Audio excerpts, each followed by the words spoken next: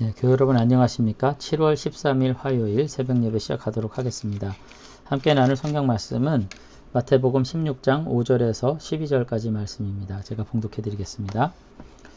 제자들이 건너편으로 갈새 떡 가져가기를 잊었더니 예수께서 이르시되 삼가 바리새인과 사두개인들의 누룩을 주의하라 하시니 제자들이 서로 논의하여 이르되 우리가 떡을 가져오지 아니하였도다 하거늘 예수께서 아시고 이르시되 믿음이 적은 자들아 어찌 떡이 없으므로 서로 논의하느냐. 너희가 아직도 깨닫지 못하느냐. 떡 5개로 5,000명을 먹이고 주운 것이 몇 바구니며 떡 7개로 4,000명을 먹이고 주운 것이 몇 광줄이었는지를 기억하지 못하느냐. 어찌 내 말한 것이 떡에 관함이 아닌 줄 깨닫지 못하느냐. 오직 바리새인과 사두개인들의 누룩을 주의하라 하시니 그제서야 제자들이 떡의 누룩이 아니요 바리새인과 사두개인들의 교훈을 삼가라고 말씀하신 줄을 깨달으니라. 아멘. 어제부터 읽었던 말씀을 계속 이어서 이제 오늘 살펴볼 텐데요. 오늘 5절, 6절까지 그리고 12절까지 말씀이 대략 두 단락으로 우리가 살펴볼 수가 있을 것 같습니다. 앞선 5절, 6절은 이제 바리새인들과 사두개인들이 퍼뜨리는 악에 대해서 이제 경고하시는 말씀이고요. 두 번째 부분 7절 이하에서 12절까지는 작은 믿음 때문에 제자들이 영적으로 둔감해진 것에 대해서 너희들이 정신을 차리라. 오늘 이렇게 경고하신 것으로 이제 볼 수가 있습니다. 말씀에서도 나타나듯이 제자들은 비록 처음부터 깨닫는 믿음을 가지지는 못했지만 예수님의 인도하심으로 인해 가지고 이제 바른 교훈으로 점차적으로 나아가고 있는 모습을 우리가 볼 수가 있습니다. 자, 예수님께서 오늘 하신 말씀을 이제 첫 번째는 거짓된 가르침에 대한 경고 이렇게 볼 수가 있겠습니다. 예수님께서 이제 사두개인과 바리새인들을 향해서 이제 악하고 음란한 세대라고 이제 규정하신 것에 대해서 멈추지 않고 이와 같은 유대 지도자들의 교훈이 제자들에게도 영향을 끼칠 수 있다는 점을 본문에서 계속 경고하시고 있는 거죠. 더 나아가서 본 단락은 이제 예수님의 대적들로 지금 등장한 바리새인과 사두개인들에 대한 이제 결론적인 최종적 판결, 악하고 음란한 자들이라는 거죠. 를 지금 이제 하신 것으로 이제 볼 수가 있습니다. 우리가 4장부터 계속, 그러니까 예수님의 가르침과 이적, 그리고 비유, 뭐 이런 것들을 쭉 볼 때, 이 모든 이야기 속에서 이제 예수님께서 누구시라는 거, 하나님이 보내신 말세 구원자다, 메시아라고 하는 것, 그리고 그 예수님께서 가르쳐 주신 가르침 안에서 정말로 우리가 하나님께 나아갈 수 있다고 하는 이와 같은 교훈들에 대해서 이제 바리새인들과 사두개인들은 이제 적대적인 태도를 보인 거죠. 이것에 대해서 예수님은 이들이 섬김과 존경의 대상이 아니라 경계의 대상이라 이렇게 말씀하신 것입니다. 그러면서 이제 사두개인과 바리새인들의 누룩을 주의하라 이렇게 하셨는데 제자들은 이와 같은 경고를 이해하지 못하는 지금 아이러니가 있는 거죠. 왜 그랬습니까? 여전히 제자들은 지금 오늘 본문에 보면 빵에 관한 이야기를 해요. 물질적인 문제에 매달려 있었기 때문에 그렇습니다. 제자들조차도 지금 분명하진 않은데 사두개인과 바리새인들하고 별반 크게 차이가 없다는 것이에요. 예수님께서 베푸신 이적에 대한 바른 이해가 결여되어 있는 상태에 있고 예수님이 정말 이 세상의 삶에 관한 문제를 해결해 주실 수 있는 능력을 가지고 계신 것조차도 지금 확신하지 못하는 그런 상태에 있었기 때문에 오늘 예수님이 이와 같이 비유로, 은유로 표현하는 것들에 대해서 전혀 의미를 캐치하지 못하는 그런 상태에 있었다고 하는 것입니다. 옆에서 듣고 본 사람들도 이런데 하물며 우리들은 어떻겠어요? 여러분 오늘 우리들도 이 모든 세대에 걸쳐서 반드시 주의해야 할 것들이 있습니다. 우리가 바른 믿음 그렇게 말하는데 말씀 열심히 보고 기도하고 봉사하고 순종하고 하는 일도 필요하지만 정말 분별력을 가지고 우리가 걸러내야 할 부분들이 있다는 거예요. 그 거짓 교훈들에 관한 것이죠. 물론 교회 밖의 이단들에 대해서도 우리가 지혜로운 태도를 가져야 되는 것이 분명하겠습니다만은 더군다나 이제 교회 안에도 사실상 이게 뭐 교회 전반을 부인하거나 의심하라 그런 것은 아니지만은 교회 안에서도 우리 스스로 볼 때 경건과 믿음을 빙자한 다양한 그릇된 행위들이 있지 않은가 하는 것을 돌아봐야 되는 거죠. 예수님이 정말 보실 때 야 너네들이 정말 믿음으로 이와 같은 일을 하고 있구나 과연 우리가 행하는 모든 일에 그와 같이 표현하실 것인가 하는 것입니다. 우리는 주의해야 하죠. 그러기 위해서 제일 중요하게 요청되는 덕목이 뭐냐면 정직한 것입니다. 우리가 입술로 경건한 언어와 수사들을 쏟아내는 것은 오히려 더 위험할 수가 있어요.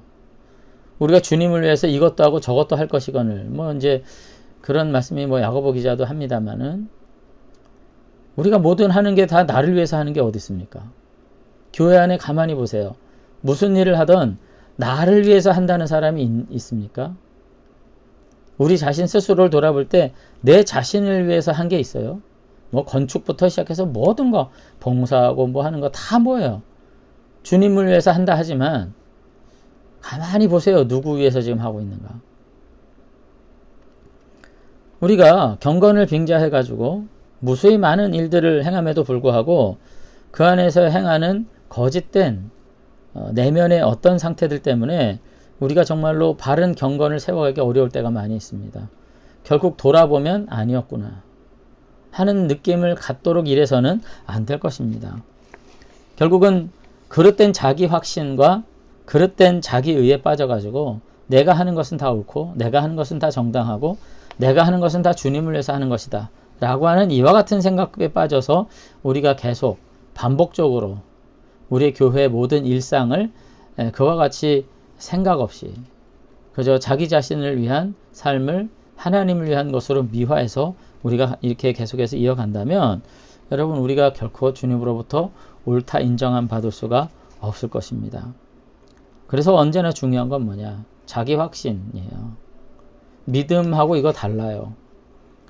자기 확신을 자꾸 믿음이라고 생각하는 분들이 많아요.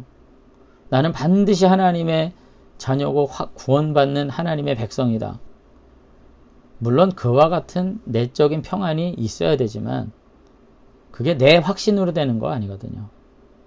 내가 그렇게 믿는다고 되는 게 아니에요. 난 절대 죽지 않을 것이다. 죽습니다. 나는 절대로 악한 일은 행하지 않을 것이다. 그리고 자기가 확신하는 건 자유지만 가능해요? 여러분 자기 확신과 믿음이 달라요. 하나님께서 우리를 긍휼히 여기셔서 구원해 주실 것이라고 생각할 것이지 반드시 구원받는다. 어떻게 압니까? 여러분 하나님의 구원은 하나님의 은사와 부르심엔 후회하심이 없어요.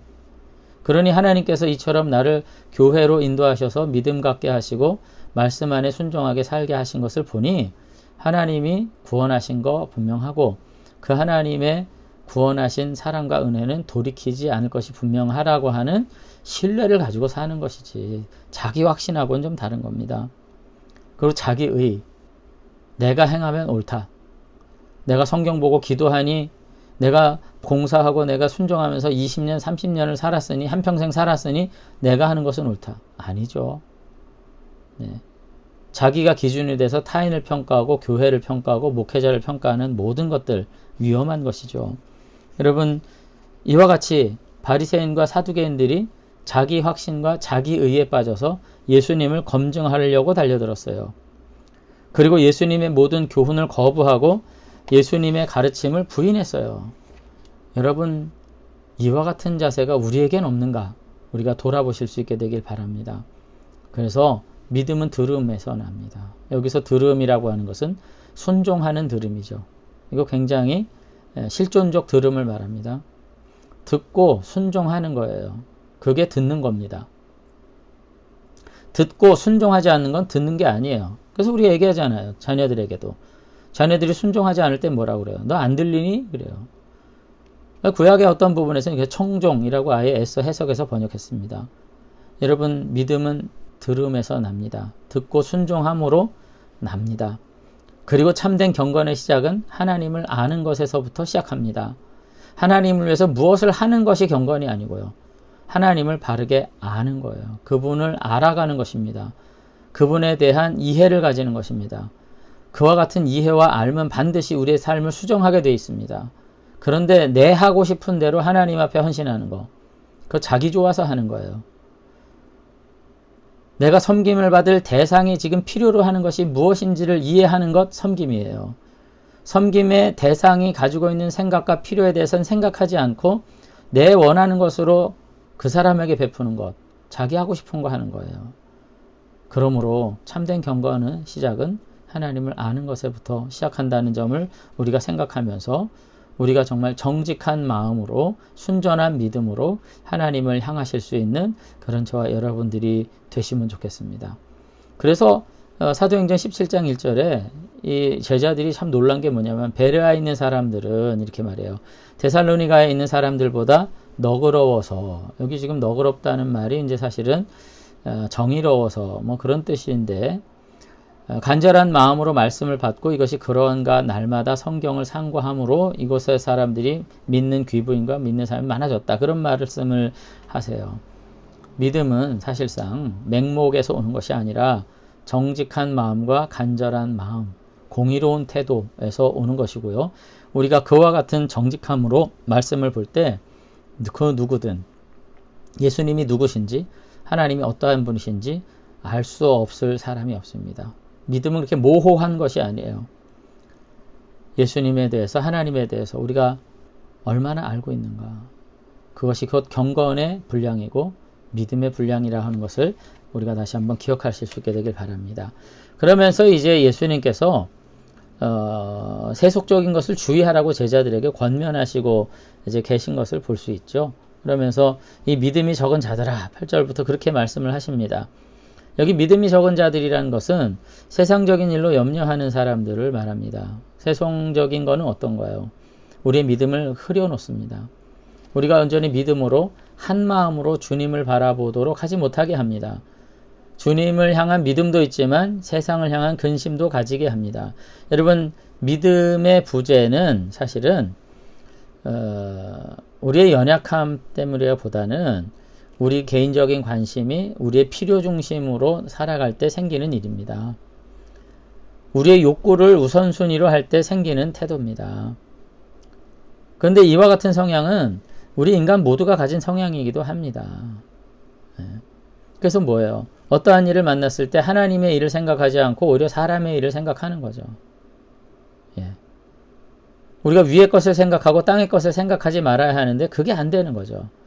우리의 보물이 하늘에 있다고 생각해야 되는데 아버지의 나라를 위한다고 하면서도 그와 같이 믿음으로 올인하는 것이 우리의 삶을 허투루 살아가는 것이 아닌가 하는 착각을 가지게 되기 때문에 오는 거죠.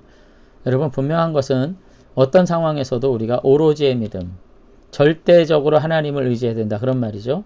하나님을 유일하게 나의 구원자로, 나의 주권자로 인정한다는 믿음이 없을 때 그 다른 어떠한 미사 여구도, 신앙의 그 어떤 수사들도 다 빛을 발할 수밖에 없다는 점을 여러분들이 기억하시게 되길 바랍니다.